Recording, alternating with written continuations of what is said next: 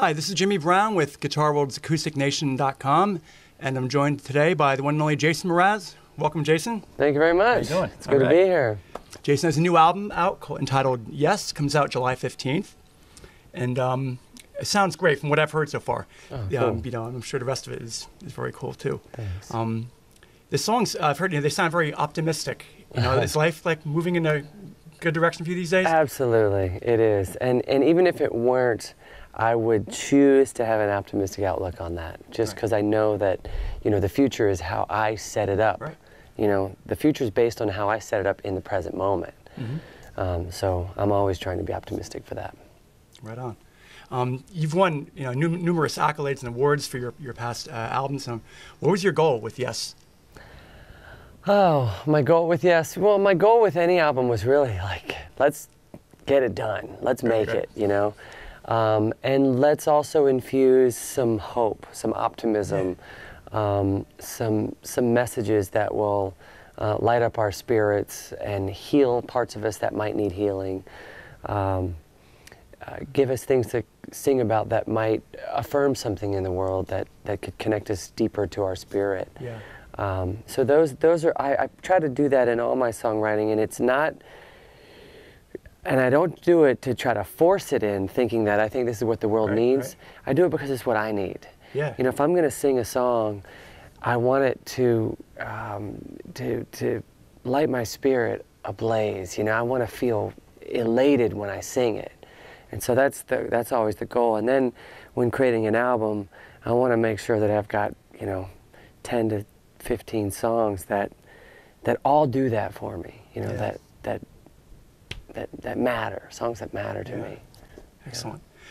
Tell us about your collaboration with the LA-based band Raining Jane. How did they become involved in the project? So I met Raining Jane in 2006, I believe. We were both billed at a college, and I saw their set and was just floored by their showmanship, their musicianship. And after the show, I said, would you girls ever be interested in coming over and playing on some of my demos? Because usually I play everything on my demos, and then I hire musicians to play it better. Okay. And I really liked their touch and their style. So they said yes, and they came over to play. But what ended up happening is we started collaborating on some of the songs that I had written and started writing new songs. And so that was about 7 years ago. And we would get together every couple of months or once a year to just write songs. Yeah. Never had any agenda other than we loved to write songs. That's because the best way, yeah. Because they had a band, I had a band, and we could just write songs and go about our business and sing our songs. But last year we decided we would just focus on our songs and see what it sounded like as an album.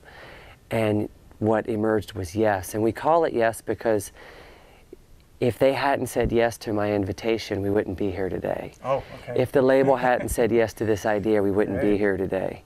If Mike Mogus, who co-produced the album with us, hadn't said yes, the album wouldn't have been made. Right. So we saw Yes as the key that really unlocks potential.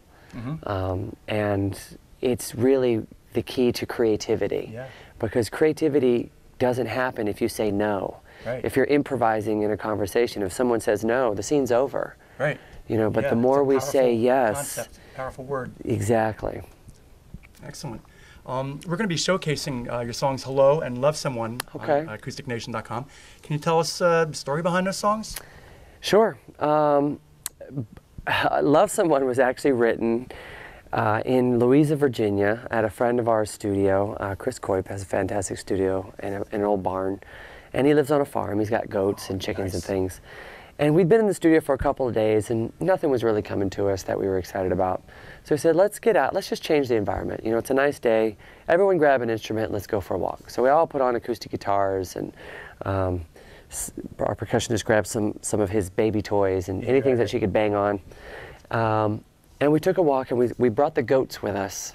And we actually tuned our instrument to the goat bell, which I don't know what it was. It was it wasn't some weird overtones. Overtone, yeah. But we found the tune, and just started kind of vibing and singing out loud, and that's how the song was born. Love Someone was born in the moment. You know, originally the lyric was life, it's a funny thing, you know, it's here it is making my blood flow, you know, etc.